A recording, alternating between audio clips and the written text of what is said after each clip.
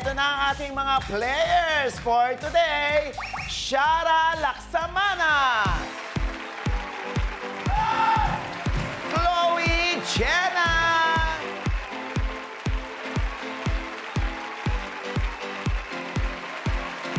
Salome Salvi. Yes! Ay, naku. Ay! Yes! Kakaloka. Ayan. Siyempre, sila ang mga diva artist, no? Yes po. Yes. Sarah, Chloe, Salome, oo. Hello po. Oy, alam mo, kahit mga nagpapasexy itong mga ito, aba, may sinasabi sila. Katulad ni Shara Laksamana. Oh, aba, graduate lang naman ng dentistry. Oh, yan ang isa sa mga cast ng upcoming gag show na Wow Mani ng VMX. Kasama nga sina Chloe Jenna at Salome Salvi. Ayan. Bida rin siya sa upcoming film na Pihit. At may sarili rin siyang kanta na title naman niya ay Kilig. Pero ano ka na, dentist ka na o tapos ka I'm lamang? not licensed po, but soon po. Pag-pray natin yan. Bakit yun ang kinuha mo tapos hindi pala yun ang magiging ending? Ewan ko po ba sa nanay ko eh. Ganun po ata pag only child, yung nanay yung may gusto talaga. Sinunod ko lang yung gusto niya kasi hindi ko din naman alam kung anong gusto ko nun eh. So dahil gusto mo magpa-sexy, anong sabi niya ng nanay mo? Ang galing-galing mo. Wala naman po siyang magawa kasi nga po matigas ulo ko eh. But don't worry, ma'am. Someday I'll make you proud. Si Chloe naman ay graduate sa UP Diliman ng BA Theater Arts, major in performance. Pumasok sa military service para maging army reservist at gustong sundan ang yapak ng kanyang mga lolo. Wow! At graduation niya sa military training sa January 11. Yes. At siya ang bida sa Ligwak na Bulaklak. Ayan. Hindi ka ba kasama sa Wow Mani? Kasama ka rin pala. First acting role ni Chloe ang Lampas Langit. Oo. Nag-work siya sa production ng Viva Max bilang production coordinator ng Ma-Discover siya. Yes po. Bakit yun ang ano mo? Yun ang naging stepping stone mo muna? Actually po kasi nung nasa meeting ng casting, biglang hindi pwede yung artista.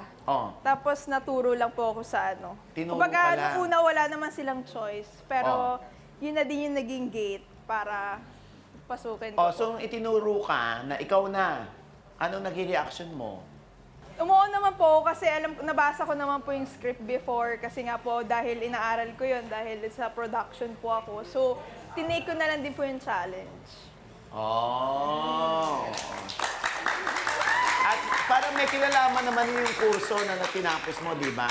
Yes po. Sa industriya, oo. So, dito nagpa-sexy ka na. Yes po, ito po yung ano talaga. Actually, second ko po kasi before po ibigay yung Lampas Langit, medyo malaking project po kasi siya. Pinatry po ako ng one-day shoot kung kaya ko talaga maghubad. Na-shoot naman. Shoot na shoot naman po. Parang ginalingan ko lang ako maghubad. Kakaloka. Salome. Hi! Si Salome, kilala ko talaga. Hi guys! Hello po! Ayan. Idol ko yan! Si Idol. Alam mo ba kanina pa niya sinasabi, idol ko si Oh, Salome. thank you. Thank you po.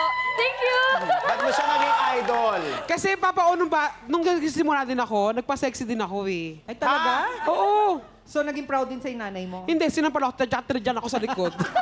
Kasi, umuwi ka nga, taba-taba mo. Si Salome ay graduate din sa UP Diliman ng Fine Arts. At isa siya sa mga cast ng Boy Kaldag. Oh, naman. At ang upcoming movie naman niya ay Kolektor. At meron siyang new episode kasama si Boss Toyo para sa kanyang mga arts na ginawa nung siya'y college days niya sa UP, tama? Yes po. Uy, naluloko ko kay Salome. Bakit naman? Hindi nga, kasi Salome, alam mo naman, naging ano ka, no? Medyo lumampas sa kaseksihan yung ginagawa mo, no? A little bit, Noon, yeah. Oo. What made you decide na gawin yung mga ganun? Money was a big deciding factor, and I believe in trying many different things and settling with the ones that you love. And I ended up loving doing adult content, so dun po ako nagsimula. And after that po, saka po ako nakatungtong ng Viva Max, after ko po nakilala sa adult content ko po. Siyempre, yung mga ganyan, may pinanggagalingan daw yan eh.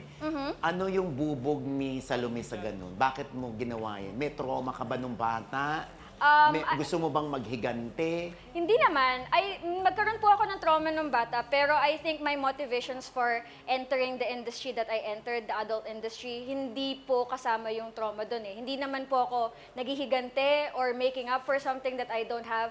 I do it because I love it, and I do it because I earn good money from it. And even if magkaroon ng sitwasyon na nag-factor in po yung trauma dun sa decision ko, I know that happens for a lot of people, pero in this particular instance, it's not part of that decision for me. Oy, mag-iingat ka ha. Always. Oo. Iniingatan mo ba ang iyong kalusugan? Oo naman. Yeah, I try as much as I can to take care of my health. O eto na, syempre, players, handa na ba kayo? Yes Handa na po. ba kayo? Handa Yes. na. Kaya let's go. Kaya naman, quiz, misa na!